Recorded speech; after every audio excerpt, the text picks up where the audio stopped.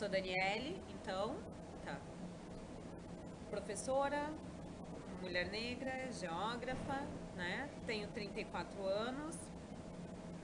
Ah, já trabalhei em 3 escolas, no caso, 2 durante o estágio, que foi uma Irmão Pedro, que fica no bairro Floresta, na Félix da Cunha, e que por acaso também foi a escola que eu estudei no ensino médio, tá?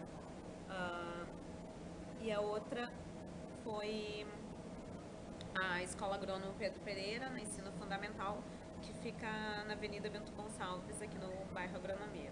Tá? Aliás, teve mais 2, tá? Um outro nessas 2 escolas, então. Uma eu fiz o estágio de ensino fundamental e a outra do ensino médio, dando aula para sexta série e para o segundo ano do ensino médio. Tá? Antes disso, ainda no terceiro semestre, no quarto semestre da graduação, eu dei aula no cursinho pré-vestibular popular Esperança Popular da Restinga por um semestre, por 6 meses. Tá? Esta daí, então, foi minha primeira experiência enquanto professora. E depois de formada, durante um ano, eu dei oficinas, tá, numa escola na Lomba do Pinheiro. Ah, bom, com relação à carga horária, assim, né? Eu, como nunca trabalhei como efetiva, tá? Então, a carga horária máxima que eu tive foi 8 horas semanais, nem isso. Mas o que, que eu penso sobre a carga horária de professor? Primeiro, eu acho que o professor não pode trabalhar 60 horas semanais. Tá? Por quê? As pessoas não podem trabalhar 60 horas semanais, não só o professor. Porque tu tem que ter tempo para fazer alguma outra coisa da tua vida sem ser professor. Tá? Ou seja, sem estar na tua atividade profissional. Então, o que te motivou a ser professora? Ah, bom, uma coisa que eu nunca tinha pensado na minha vida era ser professora. E quando eu fui fazer cursinho, eu pensava numa coisa completamente diferente, assim, tá? Né? Na verdade, eu não sabia o que eu queria fazer. A moral é essa, tá? E como eu trabalhei antes de entrar na faculdade, tá? Os únicos momentos que eu tinha trabalhado era com serviço administrativo, então, vou fazer administração. Só que, ainda bem que eu fui fazer cursinho, nesse sentido foi muito bom, tá? Eu comecei a gostar muito das aulas, sabe? E a ver, assim, o quanto coisas que eu nunca tinha prestado atenção, tá, durante a vida podiam ter uma cara completamente nova. E que isso, tá, dependia do professor, estava relacionado. Então, isso foi me dando muita vontade de estudar e foi me estimulando muito. E ao mesmo tempo, fui percebendo o quanto o papel dessa figura, tá, do professor podia despertar numa pessoa a vontade dela estudar, tá, e a vontade dela ver aquele conteúdo de uma outra forma, sabe? O modo como eu via o ensino mudou completamente a partir desses professores que eu tive. Tu entra naquela situação de, tá, mas o que que você, enquanto geógrafo, o que que eu vou fazer da vida? Tá, né? E daí, então, eu ainda fiquei um pouco receosa, tá? Gostava daquilo, mas não consegui ter clareza o suficiente de que sim, é isso que eu quero fazer da minha vida. E daí, então, cheguei muito perto e num segundo momento, então, eu decidi, não, se eu vou passar 5 anos estudando, ou mais, né, porque já estou mais de 5, tá, tem que ser alguma coisa que eu goste, e que eu goste muito, tá? E daí, então, eu decidi fazer geografia, mas eu ainda não tinha decidido ser professora, porque tu faz vestibular para geografia, tu não faz vestibular para licenciatura ou bacharelato. E, na verdade, eu não sabia muito bem a diferença entre os dois. Até o dia da minha matrícula, que foi quando, tá, me perguntaram e em 5 minutos eu tive que decidir o que eu queria ser, então.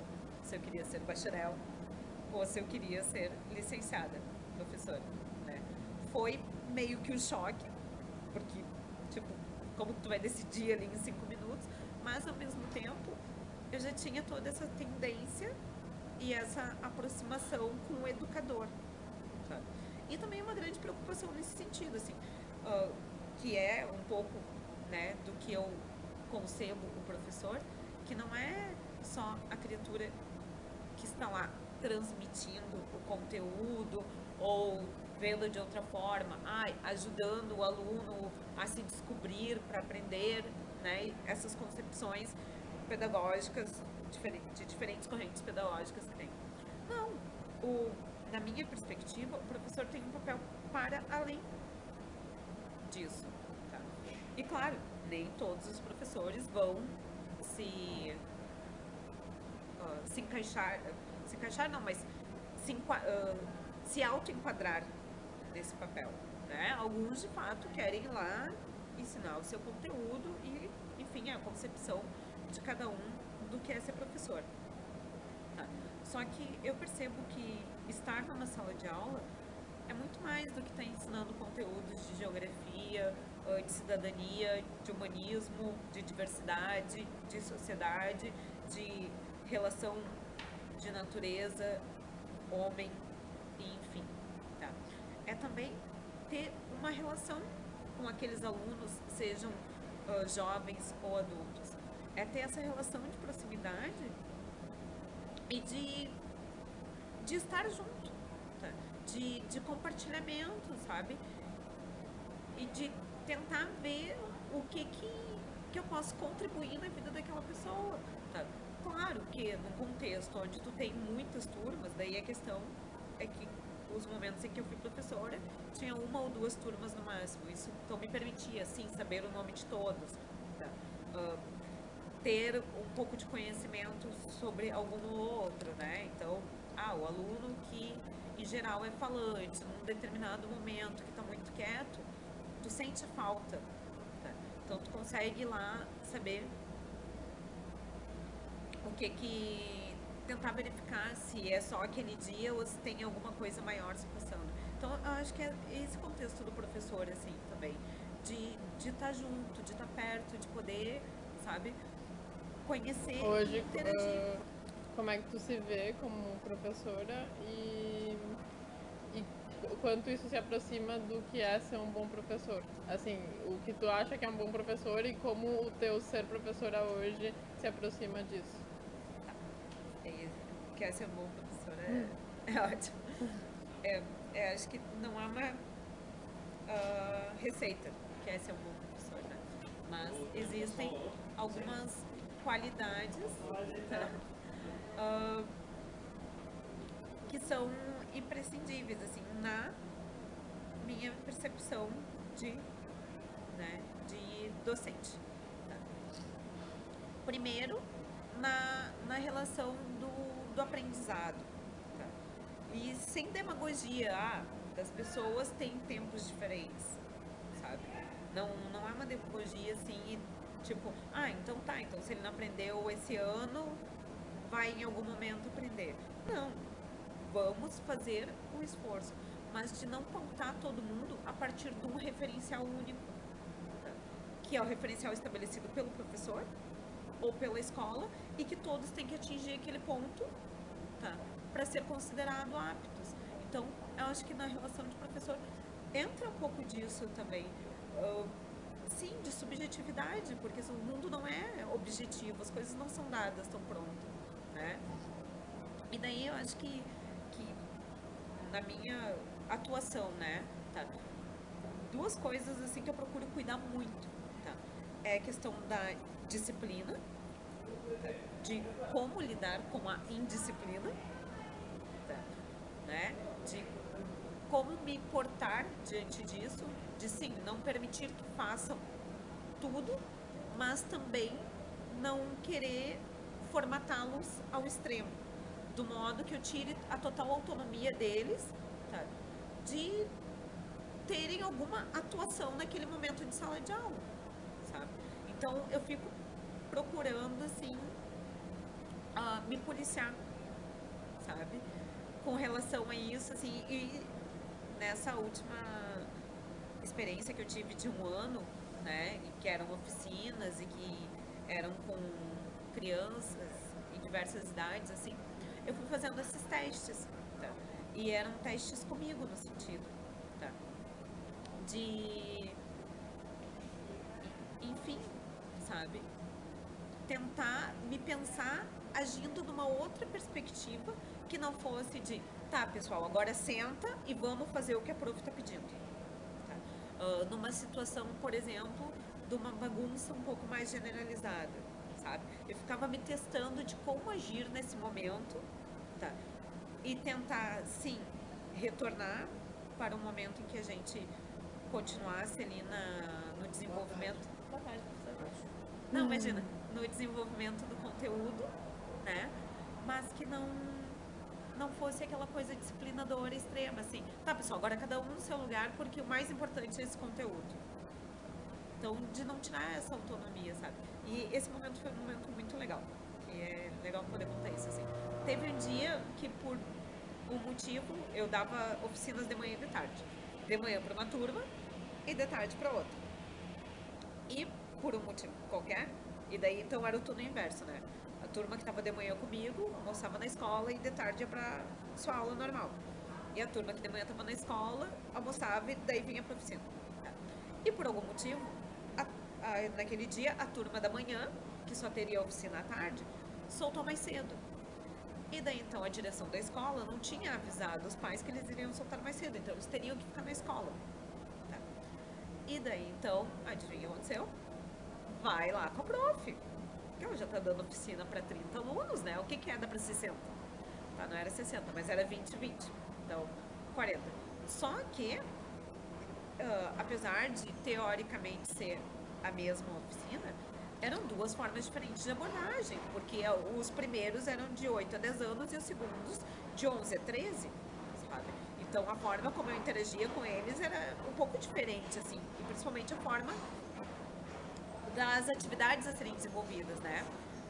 E daí, então, eles pegaram e quando eu vi, simplesmente abriu a porta da sala de aula, né? E aquela coisa, oi, prof, eles também vão ficar aqui contigo agora até meio-dia, tá?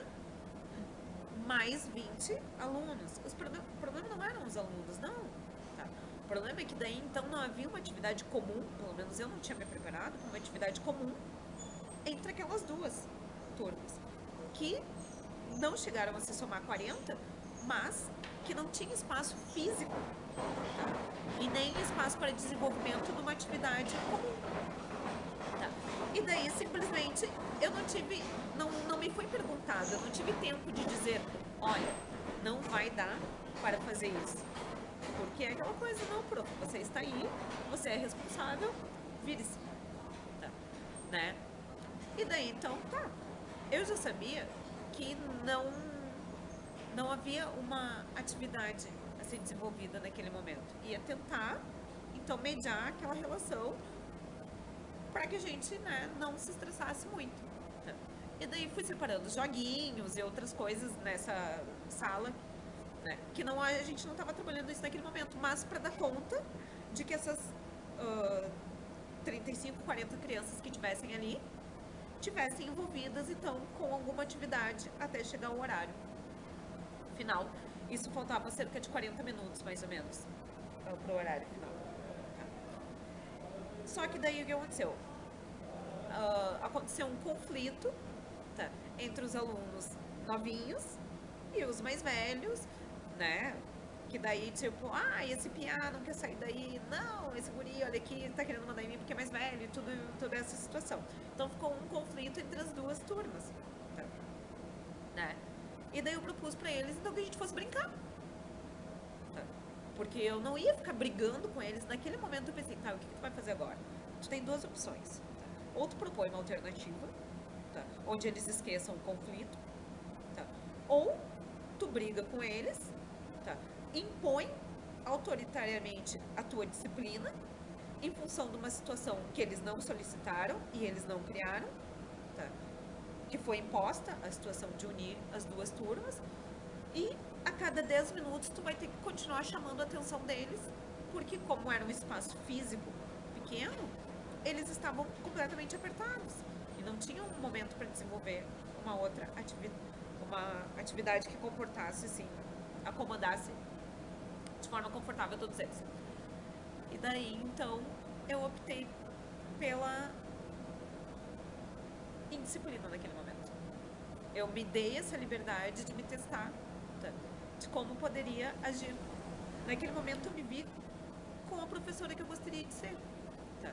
Que não ficasse brigando o tempo todo, que conseguisse compreender o momento e fazer acordos entre a disciplina e a indisciplina, entre o pode e o não pode, que conseguisse ter esse tempo de flexibilidade. Daí, na situação de professor, sabe, né, eu acho mais ou menos, já finalizando, uma outra característica que eu acho importante é a situação da avaliação, tá, e da compreensão da construção de conhecimento do aluno.